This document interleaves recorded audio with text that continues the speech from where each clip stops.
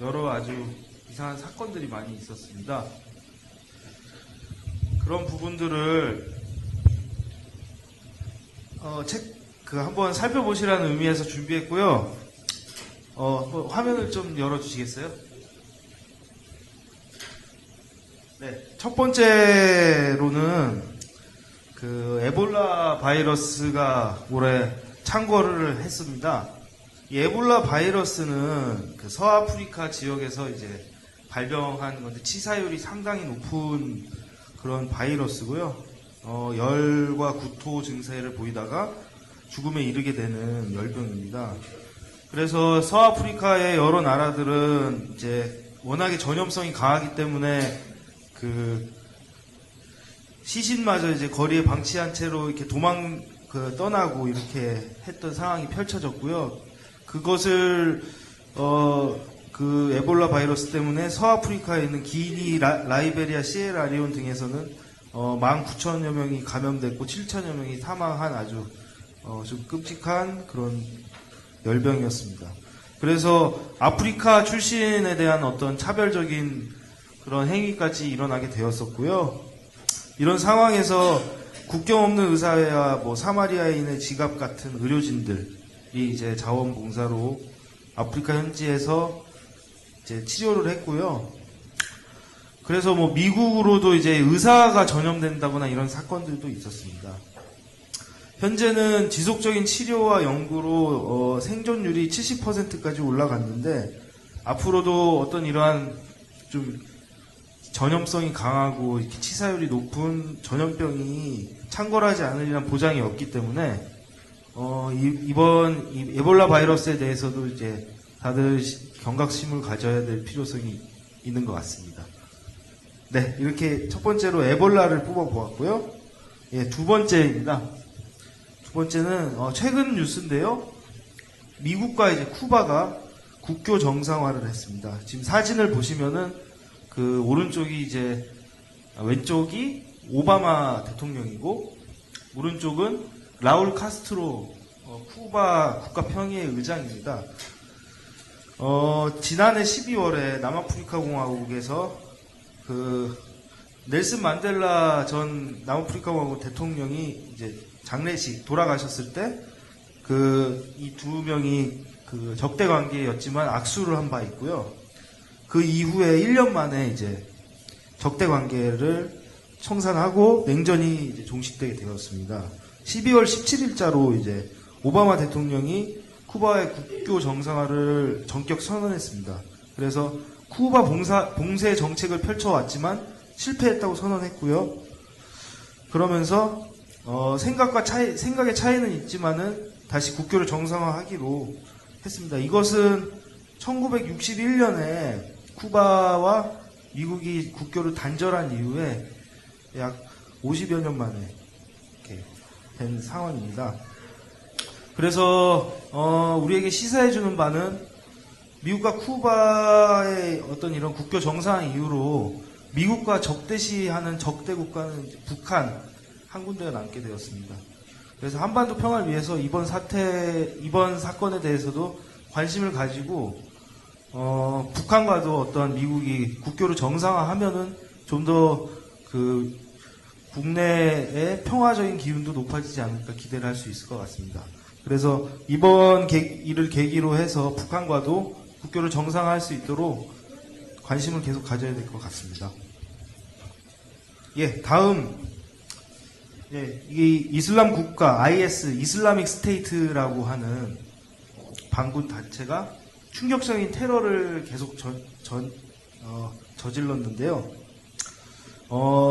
흔히 알려져 있는 탈레반 이슬람 테러리스트인 탈레반이나 알카에다보다도 더 잔인하게 서방 인질들을 참수하는 그런 행위들을 이 이슬람 국가라는 단체에서 했어요. 이 사람들은 수니파 극단주의 무장 세력이고요. 시리아 내전에서 등장해가지고 시리아와 이라크 일대에 이슬람 국가를 만들겠다는 목적으로 서방에 대해서도 무차별로 테러를 하고 있는 상황입니다. 그래서 미국 등도 이제 이 분쟁 지역에 발 들이기를 꺼려할 정도였는데요. 지금 워낙에 잔인한 테러를 일삼고 있기 때문에 IS와의 전쟁에 합세하고 계속 전쟁이 이어지고 있는 상황입니다. 아무래도 이 중동 정세에서 이런 극단주의적인 테러리스트들 집단이 나오게 되는 건데요. 이 부분에 대해서도 세계적으로 아주 화제가 많이 되었고, 여러 가지 테러에 대해서 경각심을 더 높이고 있는 것 같습니다. 그런 점에서 이슬람 사람들에 대한 혐오가 높아지고 있는데, 그 부분에 대해서도 문제 원인을 살피고 중동 지역의 평화를 위해서 기도하고 좀 관심을 가질 필요성이 있을 것 같습니다. 예, 다음 이 사진을 보시면은 우산 시위대입니다. 올해 아주 홍콩에서 민주화 시위가 크게 일어났는데요. 이 체루액이나 물대포를 쏘는 경찰들에 맞서서 이제 우산을 다 들고 나와가지고 우산으로 이렇게 써서 우산 시위대라는 이름으로 세계에 알려졌습니다. 이 시위는 9월 28일부터 75일간 지속되었고요. 1989년 천안문 사태 이후에 중국은 이제 중국 공산당의 일당 체제인데요. 거기에 대해서 이제 반발한 어떤 민주화의 요구였고요. 이 이유는 이제 홍콩 행정장관 직선에서 신중국계 인사로 후보를 제안하겠다는 중국의 결정에 대한 반발로 이렇게 시위가 일어나게 되었고요. 그러면서 부를 소수 엘리트들이 독점하는 문제까지 젊은이들의 어떤 분노를 이제 표출하게 되는 계기가 되었습니다. 그래서 특히 이 지도자로 17세 고등학생인 조슈아 웡이라는 사람이 우산으로 이 체루액을 막아내자, 물대포를 막아내자 제안을 했고, 소위 우산 혁명의 주역이 되었습니다. 현재 이제 시위는 다 끝났지만은 아직까지도 중국과는 다른 홍콩만의 어떤 민주적인 길을 가자는 요구는 계속되고 있다고 합니다. 그래서 민주주의를 추구하는 것은 세계 어디나 이제 젊은이들뿐만이 아니고 공통적인 의견인 것 같고요. 홍콩에서 민주화가 어떻게 진행되는지 살펴보면서 우리나라 상황에서도 좀 따져볼 여지가 있을 것 같습니다. 다음 이스라엘의 화면 좀 넘겨주십시오. 네, 이스라엘의 가자 침공이 있었습니다. 올해 이거는 지금 가자 지구에서 울고 있는 그 아버지의 모습인데 7월 8일에 이스라엘이 팔레스타인 가자 지구를 공습을 했고요. 커피숍, 모스크 등이 폭격당했고 학교 운동장에서 놀던 어린 아이들도 이렇게 죽음을 당하게 되었고요. 전체 2,000여 명의 사망자가 발생했습니다. 그 중에서 4분의 1이 넘는 538명이 어린이였고요. 민간인들이 엄청나게 죽었기 때문에 국제사회에서도 이스라엘에 대한 규탄 목소리가 높아졌었습니다. 그래서 외신들은 이스라엘이 전투에는 이겼지만 전쟁에는 졌다라고 평가했고요. 이러한 팔레스타인 문제를 이해하기 위해서 좀 민족주의적, 인종적, 종교적 관점을 넘어서서 좀 인도주의적 관점으로 일단 문제를 바라볼 필요가 있을 것 같습니다. 민간인들 그리고 아이들이 이렇게 좀 처참하게 죽어가는 상황에서 현재 상황에서는 어찌되었던 힘이 센 이스라엘을 규탄할 수밖에 없는 상황이고요. 앞으로도 이스라엘 팔레스타인 문제에 대해서는 좀 더 잘 알고 역사적인 부분에서도 좀 인식을 가지는 것이 필요하겠다고 여겨집니다. 네, 다음으로 러시아 서방 갈등과 신냉전이 이제 생겨났습니다. 지금 사진에 나온 사람 푸틴입니다. 푸틴은 지난 3월에 러시아 군 기지가 있는 우크라이나의 크림 반도를 전격 합병했고요. 동부에서 칠러 반군들을 조직해가지고 말레이시아 항공기를 격추하는 등 여러 가지 세력을 확장하기 위해서 노력했고요. 그런 속에서 서방과의 갈등이 고조되었습니다. 그래서 러시아 사람들은 그것에 대해서 열광했지만은 그에 따른 서방의 경제 제재가 일어나게 되었고 러시아 서방의 대립은 어제 오늘이 아니지만은 이 냉전 시대를 넘어서서 냉전이 끝나가는 마당이었는데 다시 신냉전 시대가 도래하고 있는 부분에 대해서는 러시아의 행보를 좀 주목할 필요가 있을 것 같습니다. 러시아가 힘을 확장하면은 결국 남북 관계까지 영향을 크게 받게 되기 때문에요. 분쟁 없이 평화롭게 사태를 해결하기 위해서 필요한 것이 무엇일지 좀 살펴볼 필요가 있다고 보입니다. 여기까지는 좀 심각한 내용이었는데요. 약간 좀 이제 재밌는 내용으로 올해 이제 월드컵이 있었는데 독일이 우승을 했습니다. 지난 7월에 열렸던 브라질 월드컵에서 남미 대륙에서 열린 월드컵에서 처음으로 우승한 유럽 국가로 독일이 통산 4번째로 월드컵에서 우승했습니다. 예. 반면에 이제 개최국 브라질은 3, 4위전에서 독일, 네덜란드에게 계속 졌고요. 그래서 자존심을 구기게 되었습니다. 우리나라 대표팀도 이제 홍명보호라고 해가지고 호기롭게 출전했지만은 좀 이렇게 수준 낮은 경기력으로 16강 진출에 실패하고 말았습니다. 다음 월드컵은 2018년에 러시아에서 열린다고 합니다. 예, 다음은 계속 뉴스에서 많이 다뤄졌던 건데요. 미 퍼거슨 흑인 사살과 인종 갈등 문제가 계속 SNS에서 많이 다뤄졌습니다. 8월 9일에 미국 미주리주에 있는 퍼거슨시에서 18세 흑인 청년이 총을 맞고 죽었는데요. 경찰이 정당 방위라고 주장했지만은 사실 그 청년은 비무장 상태였고요.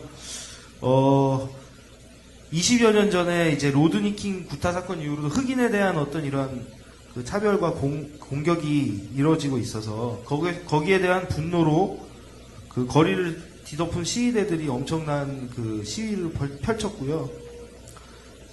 아직까지도 이제 차별이 완전히 해소되지 않은 미국 사회의 모습을 보여준 사건입니다. 그 이후로도 뉴욕에서 에릭 가너라는 남성이 목이 졸려서 죽었다던가 하는 흑인에 대한 어떤 이러한 사건들이 계속 벌어져서 인종 갈등이 극으로 치닫고 있습니다. 여기서 인권을 앞장서서 얘기하는 미국의 민낯을 어느 정도 볼 수 있고요. 한편으로 우리 사회에서도 은연중에 가질 수 있는 차별의식에 대해서 경종을 울리고 있습니다. 예, 다음으로 파키스탄 탈레반 학교 공격인데요. 최근에 벌어진 사건입니다. 저 사진은 이 탈레반들인데요. 보통 테러라던가 전쟁을 하더라도 이제 어린이들은 건드리지 않는다는 어떤 불문율이 있는데, 마울라나 파즈룰라가 이끄는 파키스탄 탈레반은 군 부설 공립학교, 파키스탄에 있는 부설 공립학교를 공격했습니다. 그래서 12세에서 16세 어린이 130여 명이 죽었고요. 탈레반에 대한 보복, 자기들에 대한 공격에 대한 보복으로 그런 짓을 해서 군인 자녀 등의 아이들에게 이제 테러를 가하게 되었고요. 이런 유례없는 악랄한 테러에 대해서 세계와 유엔은 물론 알카에다와 같은 다른 테러 집단까지도 어린이를 죽이는 건 안 된다라고 비난을 했고요. 파키스탄 정부는 이에 따라서 테러 혐의로 사형 선고를 받은 500명을 집단 처형하겠다고 나선 상태입니다. 그래서 계속해서 피해 악순환이 우려되는 상황입니다. 극단주의자들의 어떤 테러에 대해서 경각심을 가져야 될 부분이 있을 것 같고, 그러한 원인을 제공하는 것들에 대해서도 숙고를 해봐야 될 것 같습니다. 예, 마지막은 주민교회 국제협력위원회 발족을 뽑아보았습니다. 주민교회에서도 세계와 소통하는 국제협력위원회가 이번에 다시 제대로 출발하게 되었는데요. 위원장 정명재 박사님을 중심으로 현재 11명의 회원으로 알고 있습니다. 네, 아주 앞으로 활동이 기대되는 부분이 있고요.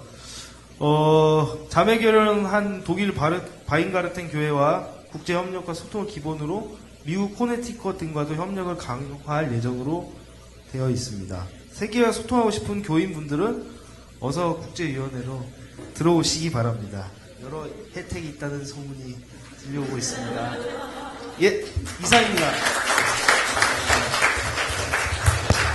예, 우리 장원 집사님을 통해서 지난 1년 동안 어떻게 세계가 흘러갔고 어떻게 모든 세계가 주민교회 국제위원회를 중심으로 엮어졌는지 볼 수 있었습니다. 고맙습니다.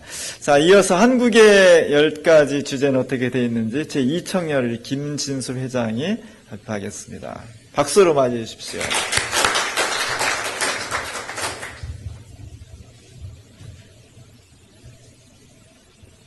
네, 안녕하세요. 저 이청년의 회장 김진솔입니다. 예, 저희가 준비한 국내 10대 뉴스에 대해서 발표를 하겠는데요. 네.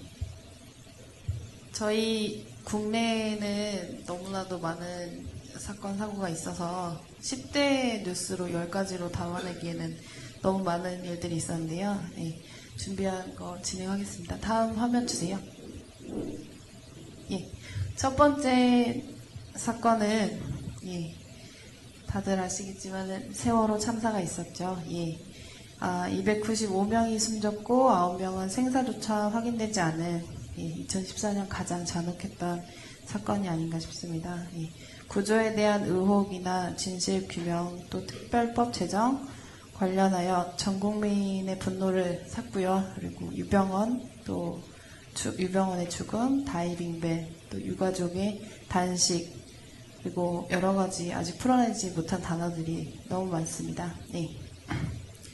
사고가 아니라 사건이었고요. 그리고 또 올해가 가기 전에 또 한 가지 의혹이 제기가 됐는데요. 예, 국정원 양호 공제와 세월호의 연관성에 대해서도 지금 의혹이 제기된 바 있습니다. 예, 여전히 사회 구성원들과 저희 유족들은 납득할 수 없는 이 사건에 대해서 저희는 절대 잊어서는 안 될 것 같습니다. 예, 다음 뉴스는요. 예, 프란치스코 교황의 방안인데요. 예, 즉위 후에 아시아 첫 방문지로 한국을 선택한 프란치스코 교황은 방탄차 대신에 소형차를 그리고 헬기 대신 KTX를 탔습니다. 방한 일정 첫날부터 세월호 참사 유족들을 만나고 밀양, 강정마을 주민 등 한국 사회에서 소외되었던 이들을 미사에 초대했습니다. 4박 5일간의 방한 기간 내내 서민을 위한 행보로 종파를 초월한 큰 울림을 주었습니다. 다음 뉴스 주시고요. 세 번째는 저희 올해 6.4 지방선거 그리고 7.30 재보궐선거가 있었는데요. 투표율은 56.8%였습니다. 재보선 투표율도 높은 편이긴 했는데요. 그러나 연령별 투표율을 비교를 해봤을 때는 20, 30대에서 투표율이 좀 많이 낮은 편으로 돼서 좀 저희 참여도를 좀 높여야 되는 게 아닌가 그런 생각을 해봤고요. 또 눈여겨볼 만한 점은 진보 교육감이 대거 당선돼서 전국 17곳 중에서 13곳을 석권했다는 점입니다. 네. 다음 네 번째 뉴스는요. 네, 보시다시피 매우 잔혹한 모습인데요. 예, 군부대 폭력과 비리가 너무 많은 사건들을 통해서 저희한테 왔어요. 그래서 참으면 윤일병, 못 참으면 임병장, 그렇지 않으면 자살. 또 여기에 사단장이 여군 부하를 성추행한 혐의까지 구속되고 여러 가지 일이 있었죠. 예. 나라 지키러 간 청년들이 아군에게 맞아 죽는 대한민국 군대의 모습이었습니다. 갈수록 악랄해지고 잔인해지는 이런 행태들을 보면서 제도적인 안전장치를 마련해야 할 시점인 것 같다는 생각을 했습니다. 네. 다음 다섯 번째 뉴스는요. 예, 카카오톡 사찰 사이버 망명이라는 제목으로 넣어봤는데요.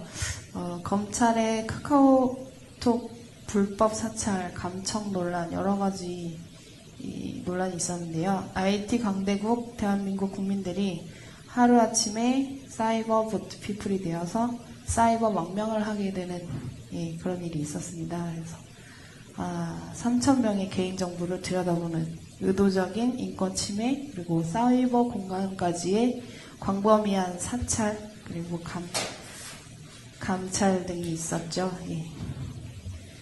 네, 다음 여섯 번째 뉴스 주세요. 네, 대한항공 땅콩 회항 사건입니다. 예. 땅콩을 봉지째에 줬다고 비행기를 되돌리고 승무원을 내리게 한 초절정 슈퍼 갑질 사건이죠. 예. 항공기 안에 있는 모든 승객들과 또 여러 가지 세계 규약들보다 자기 자존심을 더 중요하게 생각했던 갑의 말로를 보여주는 사건이었습니다. 예. 그리고 또 최근에는 동생인 조연아가 언니를 위해서 반드시 복수해주겠다는 문자를 보냈다는 뉴스가 또 나왔었죠. 예. 아직도 사건의 본질을 모른다는 얘기죠. 예. 이상입니다. 예. 다음 7번째 뉴스는요. 롯데월드에서 사건이 참 많았는데요. 올해는 참 지하철 사고도 그렇고 싱크홀 그리고 또 화재 여러 가지 안전 문제들이 많이 불거졌습니다. 예. 롯데가 유독 많았는데요. 롯데건설의 산재 건수는 2011년 14건, 2012년 28건, 2013년 추락사고로 한 명 사망, 예, 여러 가지 꾸준했던 사건들이 있었는데요. 올해는 또 균열 발생, 금속물 낙하 사건, 엘리베이터 정지, 천장 균열, 아쿠아리움 수조, 이음매 균열 이런 단어들의 열거만으로도 예, 제2롯데월드를 축하해줄 수만은 없는 이유가 되리라 생각합니다. 네. 8번째 뉴스는요. 청와대 비선 의혹과 문건 유출 파문. 예. 정윤회라는 사람이 많이 회자가 됐었는데요. 예. 그리고 십상시라는 말도 많이 회자가 됐었죠. 예. 청와대 비선라인 국정농단 의혹이 이렇습니다. 예, 그러나 이런 의혹에 대한 본질은 외면하고 누가 정보를 유출했는지에 대해서만 초점을 물타기라고 하죠. 예, 그 초점을 바꾸면서 최경이라는 경찰이 자살을 하게 됩니다. 예. 청와대에 회유 의혹을 남겨놓고 자살을 하게 되는데요. 7인회, 4인회, 만만회 등 보이지 않는 비선 라인이 왜 이리 많은 건지 대통령님께서는 주변에 충신이 참 많은 것 같습니다. 네. 9번째 뉴스인데요. 통합진보당 강제 해산 사건입니다.